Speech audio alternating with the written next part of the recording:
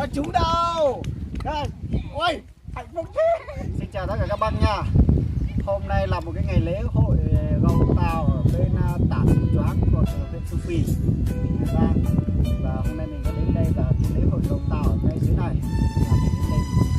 Con gái rất là xinh và các bác sẽ theo chân mình đi hỏi xem là này như thế nào các bác nha.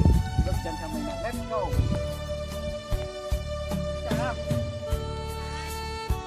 Chào anh á. Anh không phải là anh đâu. Anh tên là Trinh thôi chứ không phải tên là anh nhá. Em tên gì đấy? Em tên Dế ạ. Tên Dế à? Vâng ạ. Có phải Dế mèn không? Vâng, Dế mèn ạ. Dế mèn à? Vâng, bách vực kẻ yếu đã. À thế còn nhiều loại dế thì là dế mèn hay dế gì nhỉ? Cả dế choát nữa. À dế choát nữa. Anh nhìn thấy em có một cái má đồng tiền, anh rất là thích em. Vâng. Lúc anh ngồi bên kia thì anh đã thích em rồi. Cho nên là hôm nay anh đã can đảm hết mình để anh phải hít hơi sâu và nín thở như thế này mới như kiểu nó luyện võ ấy. Thì anh mới dám đến gần em. Đúng rồi. Đứng trước đây chân tay cũng còn run lắm em ạ.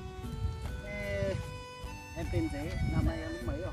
Năm nay nữa em bỏ rồi, em không học nữa. Bỏ rồi. Bỏ học hay bỏ gì? Bỏ học. Em học hay lớp mấy? Lớp 9. À, thế là cũng bị chuyện đấy chồng. Thế có người yêu chưa? Đã chưa có đâu ạ. Chưa có người yêu á? À, các bác ạ, cô gái lớp 9 thôi. Chưa có người yêu, các bác thấy xinh đẹp không? Mình đứng mình bật cười đấy là cái này của bạn ấy thôi. Rất là thấp nhưng mà thì cô gái rất là xinh. Có thể lấy làm vợ được. Đấy còn chưa có người yêu các bác nhá. Sinh năm bao nhiêu nhỉ? 2003. 2003 bây giờ là 17 cộng. Gần 18 cộng đúng không? Nhưng mà nhìn mông của mình là 17 lấy được vợ rồi, vợ lấy được chồng đúng không?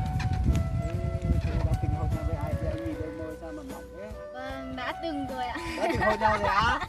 Ôi, thế hôn nhau với ai? Ơi. Yêu cũ à? Không ạ, không có người yêu cũ đâu nha. Người yêu mới thôi ạ. Đã từng hôn nhau với người yêu mới. Thế lúc nãy vừa nói là không có người yêu. Không có người yêu nhưng đã từng hôn ạ.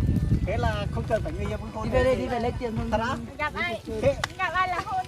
thế anh không phải người yêu, thế anh hôn được không? Được gì? Vâng, để em hôn anh thôi. Chứ anh Thế không bây được giờ hôn em. anh hôn được không? Hôn được không? Hôn được không? Không được. Thế vừa bảo là cho hôn đấy, anh phải anh hôn cho một người xem luôn. Nếu như hôn thì em hôn anh thôi, anh không được hôn em. Thật á? Ok, các bác xem nha. Em đã bảo em ấy sẽ được hôn mình và mình không cho mình hôn lại. Và bây giờ mình sẽ đứng đây cho em hôn nhá. Bây giờ anh sẽ muốn cho em hôn cái.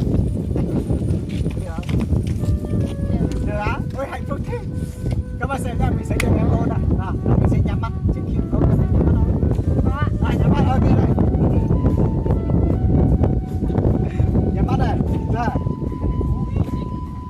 Có chú đâu. Đây. Ôi hạnh phúc thế. Đây các bác ạ.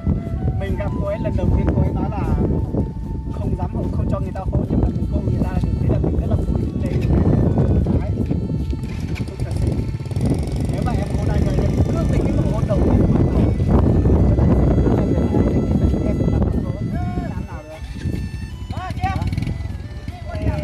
Em đã lấy cái nụ hôn của anh rồi, bây giờ tôi chết rồi, anh phải lấy em rồi, em không tránh được nữa đâu.